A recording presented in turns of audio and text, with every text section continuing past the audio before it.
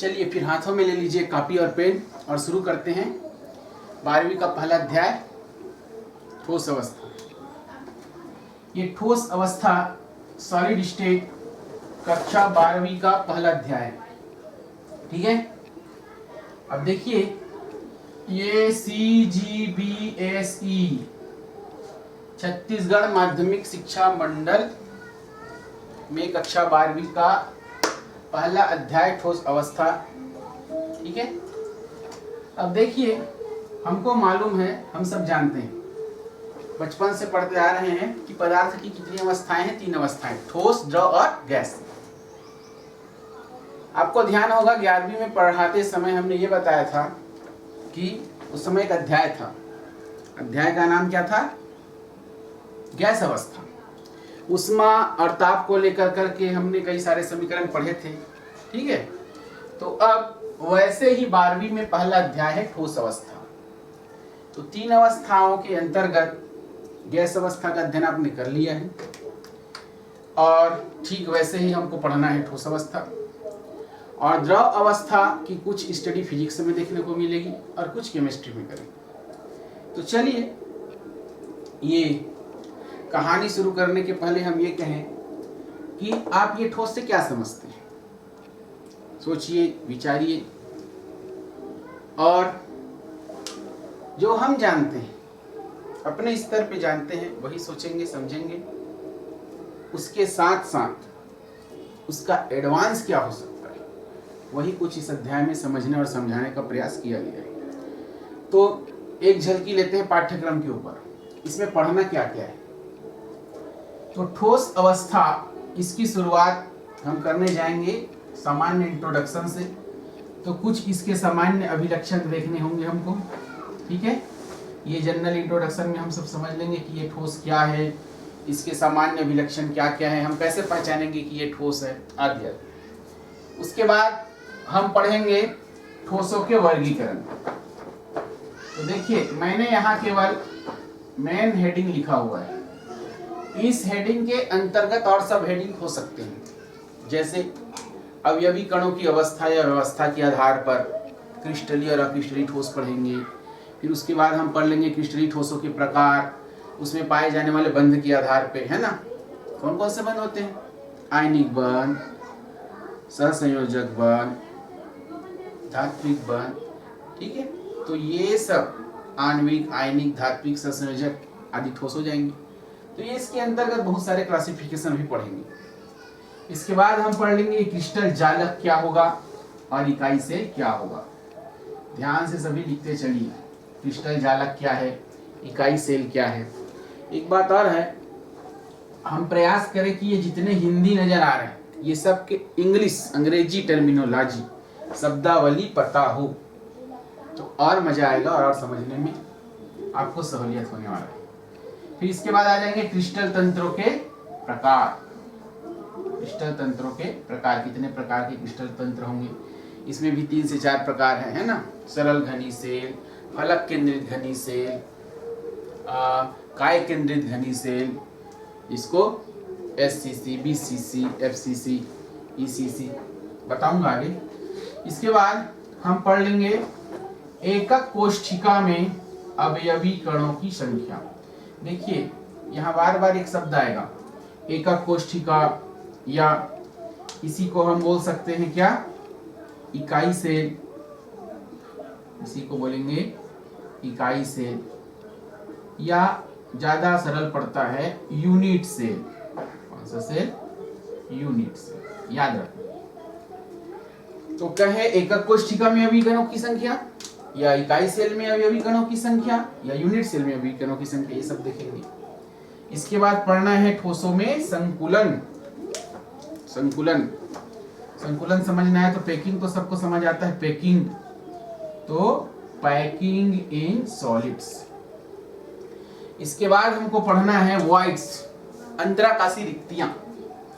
अंतराकाशी रिक्तियां ये भी अलग अलग प्रकार के होंगे या होते हैं, इसको भी समझना है ठोसों में।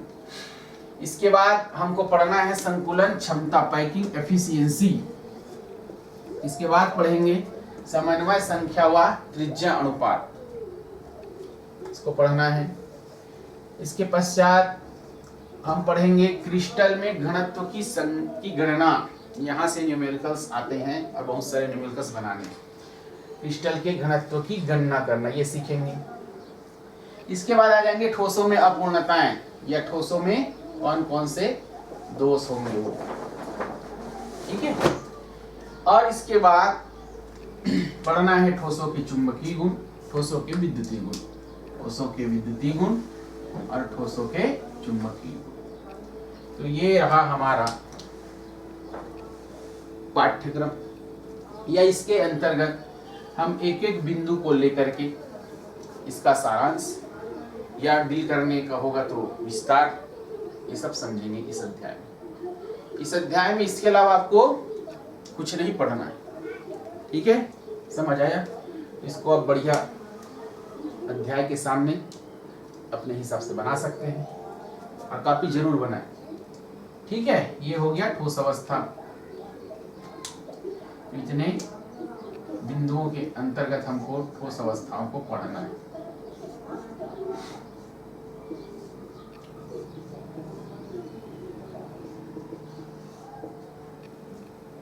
ठीक है, चलिए तो बात करें ये ठोस क्या है। आप लोगों ने सोच लिया होगा ठोस क्या है। अपने हिसाब से उत्तर बताइए कि ये ठोस क्या होता है, इसके विलक्षण क्या होने चाहिए। तुलनात्मक ही बता दो, द्रव और गैस के साथ तुलना करके तो भी चलेगा, ठीक है। ये लिख लिए, मिटा दिया जाए, ठीक।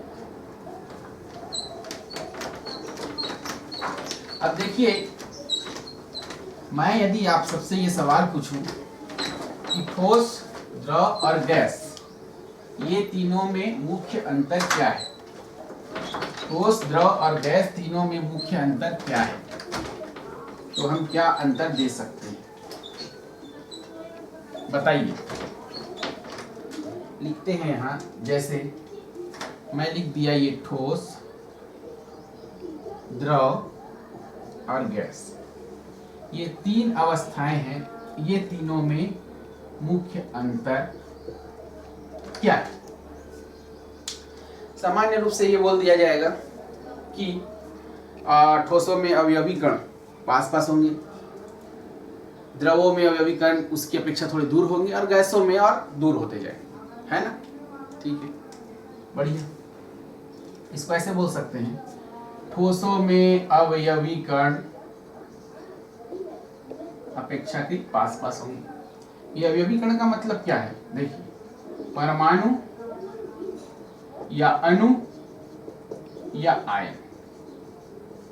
ध्यान रखना, अवयवी कण जब भी कहा जाएगा तो उसमें परमाणु भी हो सकता है, अणु भी हो सकता है, आयन भी हो सकता है। परमाणु, अणु या आयन ठोसों में अपेक्षाकृत क्या होते हैं, पास पास होंगे, ये पास पास है अपेक्षाकृत। द्रवों में थोड़े इससे दूर होंगे और गैसों में इससे और दूर। तो ऐसा बोला जा सकता है ये ठोस, द्रव, गैस में एक अंतर, ठीक है। लेकिन एक बात और कहा जा सकता है, दो परस्पर विरोधी बलों का जिक्र आता है। इसमें से एक बल होता है अंतराणुक या अंतराणविक, जो भी कहें, अंतराणुक आकर्षण बल, और दूसरा आता है उष्मीय ऊर्जा। दो बलों का जिक्र आता है, अंतराणुक आकर्षण बल और उष्मीय ऊर्जा। इसका जिक्र मैंने यहाँ इसलिए किया कि अगर तीनों में तुलना किया जाए तो देखिए, ये अवयवी कण है ना, और ये भी अवयवी कण है, ये भी अवयवी कण है। तीनों में अगर देखा जाए, ये ठोस के लिए है, अब यहाँ इंग्लिश लिख रहा हूँ सॉलिड, ये लिक्विड के लिए है और ये गैस के लिए। तीनों में अवयवी कण ठोस में पास पास है। इसका मतलब ये हुआ कि ठोसों में अंतराणुक आकर्षण बल प्रबल होगा। तो ये बोल सकते हैं कि जितना ज्यादा अंतराणुक बल होगा, जितना ज्यादा अंतराणुक आकर्षण बल होगा, उतना ही ज्यादा वो सघन होगा, है ना, उसको तोड़ना मुश्किल होगा। दूसरे भाषा में ये कह सकते हैं कि अगर किसी तंत्र को, यदि किसी क्रिस्टल को ज्यादा ऊष्मा प्रदान की जाए तो फिर उसके अणु आपस में दूर दूर होना शुरू हो जाएंगे। दूर दूर शुरू हो जाएंगे कहने का मतलब उसका अवस्था परिवर्तन होना शुरू हो जाएगा। ठीक है, तो हम ये बोल सकते हैं कि सामान्यतः जब ताप निम्न होगा, उसमें ऊर्जा कम होगी, तब उसकी अवस्था ठोस हो सकती है, ऐसा भी कह सकते हैं ना। ठीक है, तो मैं ये कह रहा हूं कि अंतरा अणु आकर्षण बल जब प्रबल होता है, ठीक है, तो उसमें सघनता, डेंसिटी, सघनता या घनत्व क्या हो जाएगा, ज्यादा होगा। और ये जब ज्यादा हो जाएगा तो हम यह कह सकते हैं कि उस समय की जो अवस्था होगी वो ठोस अवस्था होगी। कौन सी अवस्था होगी? ठोस अवस्था होगी, ठोस अवस्था। चलिए ठीक है, इसको एक दूसरे टर्मिनोलॉजी में समझने का एक प्रयास करते हैं, ध्यान से समझना। दूसरे टर्मिनोलॉजी में हम ये समझ सकते हैं कि मान लिया जाए उसमें ऊर्जा निम्न है, जैसे मैंने कहा ना, उसमें ऊर्जा निम्न है, तो वो कौन सी अवस्था को गेन कर लेगी? ठोस अवस्था। ठीक है, अब मान लिया जाए उसमें ऊर्जा को उच्च कर दिया जाए, उसमें ऊर्जा को क्या कर दिया जाए? उच्च कर दिया जाए, तो होगा ये कि ये अणु दूर दूर हो जाएंगे। दूर दूर हो जाएंगे मतलब इसकी अवस्था बदलनी शुरू हो जाएगी, ठोस अवस्था से द्रव अवस्था। और अगर इसका उसमें ऊर्जा और बढ़ा दिया जाए तो द्रव अवस्था से कौन सी अवस्था? गैस अवस्था देखने को मिलेगी। यहाँ एक चीज और समझाना चाह रहा हूं मैं, ध्यान से समझना। इसको मिटा दें।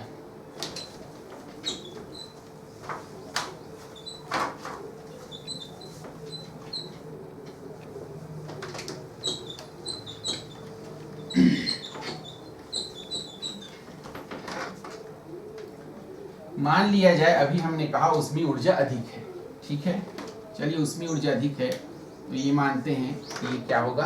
गैस होगा। क्या होगा? गैस होगा। फिर एक ऐसी अवस्था आएगी जब उसमें ऊर्जा अधिक से थोड़ा कम हुआ, द्रव अवस्था। उसके बाद फिर से अगर उसमें ऊर्जा निम्न है तो अवस्था है ठोस अवस्था। एक बात आएगा आगे चल के, ये शीतलन वक्र, तो अभी से जिक्र कर रहा हूँ, ये शीतलन वक्र क्या है समझना, मैं वहां नहीं बताऊंगा शीतलन वक्र क्या है। अब ये जो गैस के अणु है, मान लिया जाए इतने सारे गैस के अणु, अब इसमें उसमें ऊर्जा कम हो गई और ये द्रव अवस्था में परिवर्तित हो गए। तो गैस के संपूर्ण अणु जब तक पूरी रूप से द्रव में परिवर्तित नहीं होंगे तो वो अपनी अगली अवस्था परिवर्तित नहीं करेंगे। फिर से रिपीट कर रहा हूं, सुनो। अगर गैस के पूरे अणु, जितने अणु हैं, सबके सब द्रव में जब तक पूरी तरह से परिवर्तित नहीं होंगे तब तक कि वो अगली और अवस्था में नहीं जा सकते। जैसे इसको हम ऐसा कह सकते हैं, ये इतने गैस के अणु हैं, द्रव अवस्था मान लिया जाए, गैस या भाप अगर 100 डिग्री सेंटीग्रेड से एबव की बात की जाए, इससे ऊपर तापमान की बात की जाए, उबलना शुरू हो जाता है जब वाटर, तो गैस बनता है। अब वो ताप धीरे धीरे घटाते चलो, 90, 80, 70, 60 ऐसे धीरे धीरे घटाते गए। एक ऐसी अवस्था जब वो द्रव में बदल जाएगा, द्रव में जब बदल जाएगा तो जब तक पूरी तरह से द्रव में परिवर्तित नहीं होगा तो डायरेक्ट ठोस में नहीं बदलेगा, वो धीरे धीरे धीरे क्रमिक अवस्था परिवर्तित होने वाली। इसी को मैं कह रहा हूँ, इस स्टेज को अपन अवस्था परिवर्तन की अवस्था परिवर्तन का ग्राफ भी बोल सकते हैं। इसके पश्चात जब तक ये पूरे द्रव गैस के पूरे अणु द्रव बदल गए, इसके बाद ही ये ठोस की अवस्था में जाएंगे। लेकिन अगर मान लिया जाए कि अगर द्रव का एक भी अणु शेष है तो अगली प्रावस्था में नहीं जाएगा। कहने का मतलब यहाँ एक नियमित ग्राफ मिलेगा। तो इसी प्रकार का जो वक्र है, ये वक्र कहलाता है शीतलन वक्र। कौन सा वक्र? शीतलन वक्र, जिसको हम ऐसे बना सकते हैं, ऐसे ऐसे ऐसे आदि।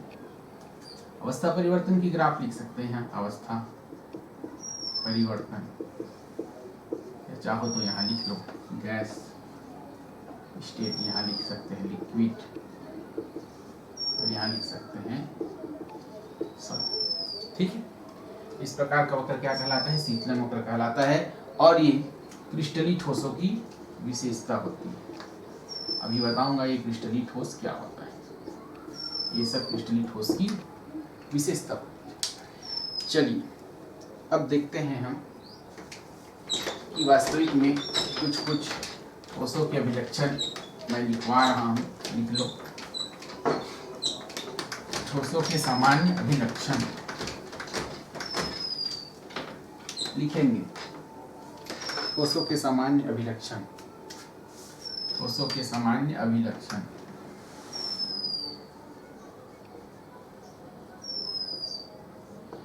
पहला, आकार, आयतन, आकार, आयतन, ज्यामिति व आकृति,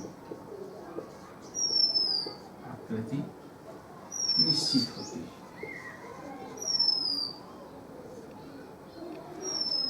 ठोसों के सामान्य अभिलक्षण हैं आकार, आयतन, ज्यामिति, आकृति। ठीक है, ये सब क्या होगा? निश्चित होता है। और दूसरा हो सकता है, लिख सकते हैं हम, किसके अभिलक्षण हैं? ठोसों के, ठोसों के सामान्य अभिलक्षण। दूसरा लिख सकते हैं ये कठोर व असंपीड्य होते हैं। ठीक है, तीसरा लिख सकते हैं कि ये इसमें अंतरा अणु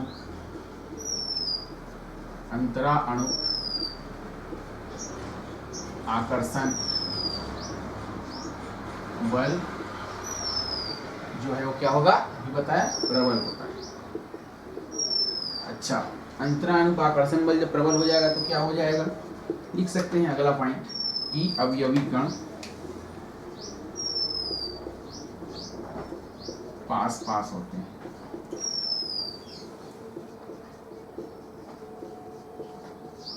एक काम कर सकते हैं, इस वाले पॉइंट को ऊपर, इस पॉइंट को नीचे लिख सकते हैं। अवयवी कण पास पास होंगे तो अंतराणु का आकर्षण बल प्रबल होगा, जैसे चाहे।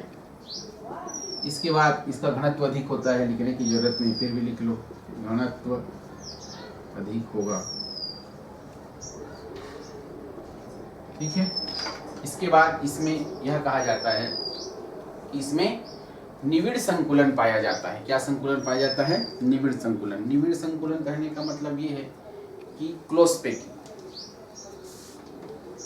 पैकिंग क्लोज्ड लिख सकते हैं, क्लोजली पैक्ड। निविड़ नहीं, घनिष्ठ संकुलन, घनिष्ठ संकुलन। ठीक है, ठोसों के सामान्य अभिलक्षण। इसके बाद लिख सकते हैं कि इसका जो गलनांक है ना, तो इसका गलनांक तो निश्चित रूप से भैया इससे, द्रवों से और गैसों की तुलना में तो हो सकता है, अधिक हो सकता है, बिल्कुल लिख सकते हैं। घनत्व अधिक होगा, या ऐसे का चिन्ह भी लगा सकते हैं। किसकी तुलना में? द्रव या गैस के तुलना में इसका घनत्व अधिक होता है। विसरण की दर, विसरण की दर लेकिन द्रव और गैस की तुलना में कम हो। ये कुछ सामान्य अभिलक्षण है जिसके अंतर्गत हमने ये समझने का प्रयास किया है कि इसका आकार, आयतन, ज्यामिति, आकृति ये सब निश्चित होता है, और कठोर असंपीड्य होते हैं, अंतराणु का आकर्षण बल प्रबल होता है, या कहें अवयवी कण पास पास होते हैं, इसका घनत्व अधिक होता है। किसकी तुलना में? द्रव और गैस की तुलना में। ये दोनों पॉइंट याद रखना। इसका विसरण दर कम होगा द्रव या गैस की तुलना में। घनिष्ठ संकुलित रचना वाले होते हैं, या कह सकते हैं कि ये क्लोज पैक्ड स्ट्रक्चर वाले होंगे, है ना। अवयवी कणों की स्थिति निश्चित होती है। एक पॉइंट और लिखो, अवयवी कणों की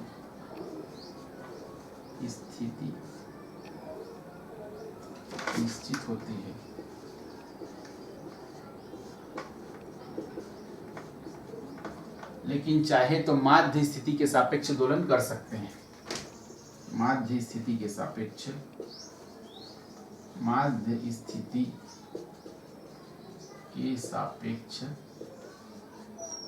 दोलन कर सकते हैं। माध्य स्थिति समझ रहे हैं ना, 3 अवस्थाओं के बारे में भी हमने जिक्र किया है, उससे संबंधित है। तो ये हो गया ठोसों के कुछ सामान्य अभिलक्षण। इसके बाद आते हैं दूसरा पॉइंट, ठोसों के वर्गीकरण। हेडिंग डालिए, ठोसों के वर्गीकरण। ठोसों के वर्गीकरण मिटा दिया जाए।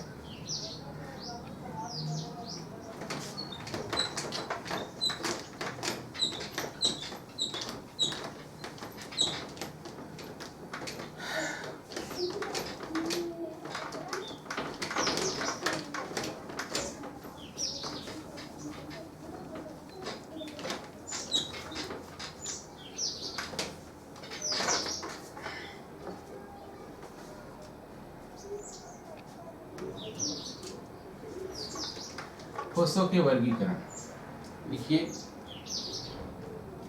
अवयवी कणों की अवस्था के आधार पर, अवयवी कणों की अवस्था के आधार पर ठोसों के वर्गीकरण।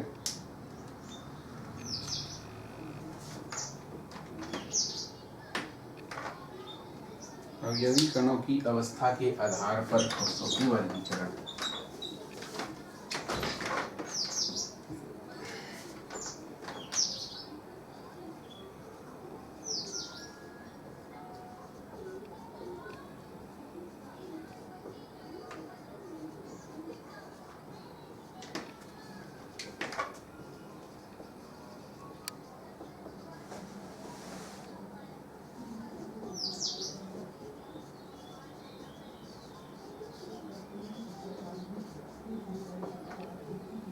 दो प्रकार से वर्गीकरण किया जाता है।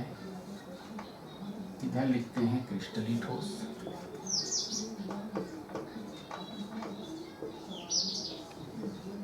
क्रिस्टलीय ठोस। इधर लिखेंगे अक्रिस्टलीय ठोस।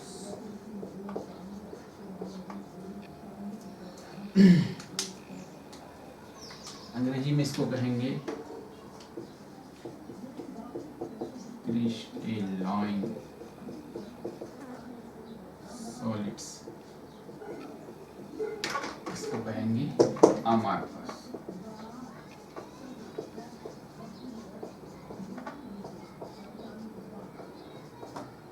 ठीक है, क्रिस्टलाइन सॉलिड, अमारफस सॉलिड। तो चलिए शुरू करते हैं दोनों में वर्गीकरण। तो सबसे पहली बात आती है रेगुलर ऑर्डर्ड अरेंजमेंट। इसे शुरू कर रहा हूँ, क्रिस्टलीय ठोस। इसकी जो व्यवस्था होगी है ना, अवयवी कणों की व्यवस्था जो है ये नियमित रूप से व्यवस्थित होंगे, रेगुलरली ऑर्डर। ठीक है, एक ऐसा परास मिलेगा जहाँ अवयवी कण नियमित रूप से व्यवस्थित रहेंगे, इसकी ज्यामिति निश्चित होगी, है ना, व्यवस्थित होंगे।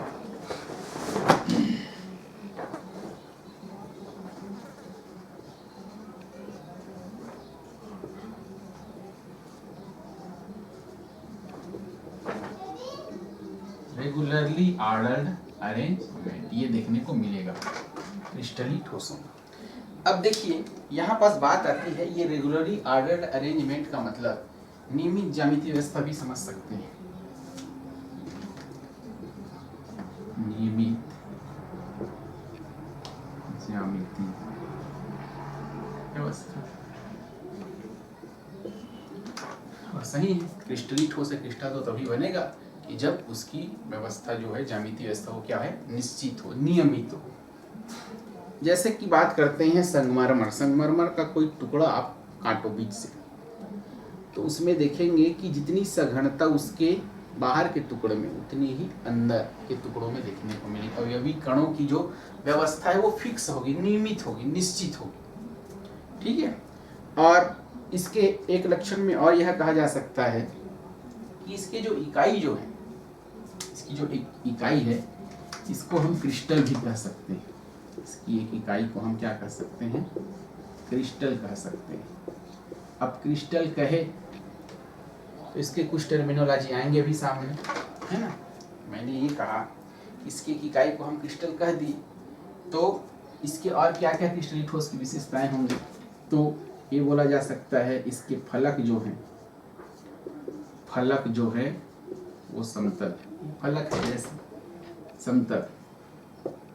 दूसरी बात ये है इसका जो किनारा है ये होगा तीक्ष्ण होगा। क्या होगा? तीक्ष्ण। ये हो गई दूसरी बात, किसकी? क्रिस्टलीय ठोसों के अंतर्गत बात कर रहा हूँ मैं, ध्यान से समझो, इसको भी एक साथ समझ लेंगे। इसके बाद अगर बात किया जाए तो जो क्रिस्टलीय ठोस है इसका जो गलनांक है वो क्या होगा? निश्चित होगा। ये बहुत बड़ी विशेषता है, गलनांक जो है वो क्या होता है? निश्चित होता है। ये क्रिस्टलीय ठोसों की बहुत बड़ी विशेषता होती है, इसके जो गलनांक है वो क्या होते हैं? निश्चित होते हैं। इसके गलनांक निश्चित होंगे। अब गलनांक निश्चित है कहने का मतलब ये होगा कि एक निश्चित ताप पर ही इसका गलना शुरू होगा। अब इसको वास्तविक ठोस भी कहा जाता है,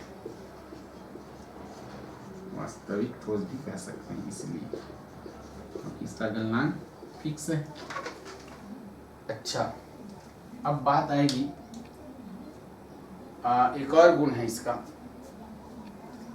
जैसे अभी हम बात कर रहे थे शीतलन वक्र, उस समय पहले याद होगा तो इसका जो शीतलन वक्र है, मैं क्या बोला था? क्रिस्टलीय ठोसों का शीतलन वक्र क्या होता है? क्या होता है? असतत। मान लो ये गैस की अवस्था है, ये द्रव की अवस्था है, ठोस की अवस्था है, तो ये शीतलन वक्र क्या होता है इसका? असतत। असतत। अब इसको अगर काटा जाए ठोसों को, जैसे एक पॉइंट लिख सकते हैं इसमें, अगर इसका विदलन किया जाता है या इसको काटा जाता है तेज धार वाली किसी चाकू से। एक उदाहरण ले लें, मान लिया जाए NaCl के उदाहरण लेते हैं जो क्रिस्टलीय ठोस है। उसको अगर काटेंगे तो उसकी जो ज्यामिति है वो ऑर्डर्ड होगी, रेगुलरली ऑर्डर। उसमें क्रमशः उसका जो जमावट है, व्यवस्था है, वो क्या होगी? नियमित होगी, रेगुलरली होगी। इसी कारण मैंने लिखा रेगुलरली ऑर्डर्ड अरेंजमेंट। यहीं से बात शुरू किए, ठीक है। और दूसरी बात ये है गलन उष्मा भी इसकी निश्चित होती है। गलन उष्मा जो है ये भी निश्चित व अभिलाक्षणिक होती है। गलन उष्मा भी निश्चित व अभिलाक्षणिक होती है। ये बात है भाई, एक बहुत बड़ी विशेषता क्रिस्टलीय ठोसों की होती है। ध्यान से समझना, यहाँ लिख रहा हूँ, तो ऐसा क्रम से उतारिएगा, लेकिन यहाँ लिख रहे हैं ना, यहाँ दिखाई दे रहा है, नहीं दे रहा? ये क्रिस्टलीय ठोस होते हैं, ये होंगे विषमदैशिक। विषमदैशिक क्रिस्टलीय ठोस होते हैं क्या? विषमदैशिक। अंग्रेजी में बोलेंगे इसको एन आइसोट्रॉपिक। अब ये विषमदैशिक क्या है पूछो? एक लाइन में कहूं कि अगर किसी ठोस में विभिन्न दिशाओं में, अगर किसी ठोस के भौतिक गुण, जैसे अपवर्तनांक ले लो, चालकता ले लीजिए, है ना, ये सब जो गुण है अलग अलग दिशाओं में अलग अलग आ जाता है। तनन सामर्थ्य आ गया, अलग अलग दिशाओं में अलग अलग आ रहा है, तो हम ये बोलेंगे ये विषमदैशिक। अब आप बोलेंगे सर क्रिस्टलीय ठोस तो नियमित होता है, इसकी ज्यामिति नियमित है, इसके गलनांक निश्चित है, तो ये विषमदैशिक। गलत बोल रहे, विषमदैशिक हो? नहीं, बिल्कुल सही है, विषमदैशिक। अभी इसके बाद दिखाऊंगा अलग से पॉइंट बना के, पहले इतना उतारिए। हो गया, ये विषमदैशिक होते हैं। अब इसके कुछ उदाहरण लिख लेते हैं पहले। उदाहरण कहाँ लिखे? यहाँ लिखे उदाहरण, नहीं यहाँ नहीं लिखो, ऐसे मत करो, हाँ यहाँ लिखो उदाहरण। NaCl लिख सकते हैं, क्वार्ज लिख सकते हैं, और लिख सकते हैं अपन Na2CO3, है ना, सुक्रोज, सुक्रोज भी लिख सकते हैं।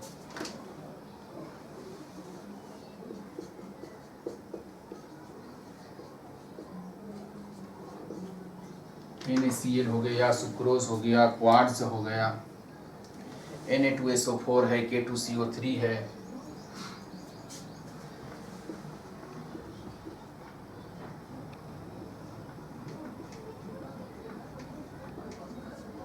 Na2SO4, Na2SO4, K2CO3, iron, gold, copper, ये सब भी लिख सकते हैं।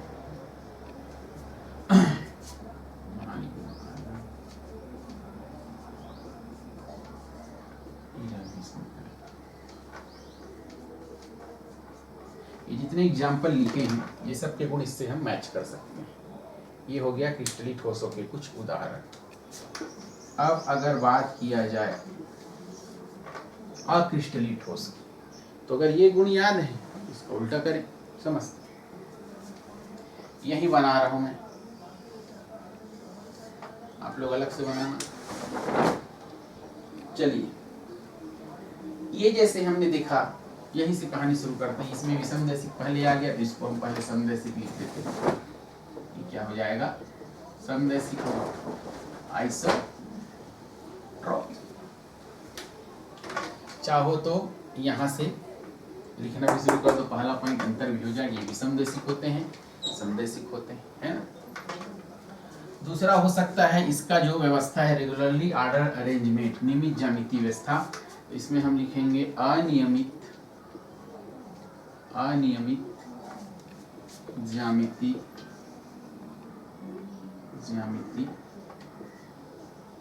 व्यवस्था। अगली बात ये है, तीसरा हमने ये लिखा है, इसकी इकाई क्रिस्टल कहलाते हैं, फलक समतल होते हैं, किनारा तीक्ष्ण होता है। एक बात यहाँ छूट रहा है, यहाँ हम ये लिख सकते हैं इसका जो दीर्घ परासक्रम पाया जाता है इसके अणुओं में, दीर्घ परासक्रम कहने का मतलब ये है कि आप कट लगाते जाओ तो दीर्घ रेंज तक, लॉन्ग रेंज तक भी अणुओं की ज्यामिति नियमित बनी रहती है। तो इसको हम ये लिख सकते हैं दीर्घ परासक्रम में पाए जाते हैं, दीर्घ परासक्रम या लॉन्ग रेंज ऑर्डर। ठीक है।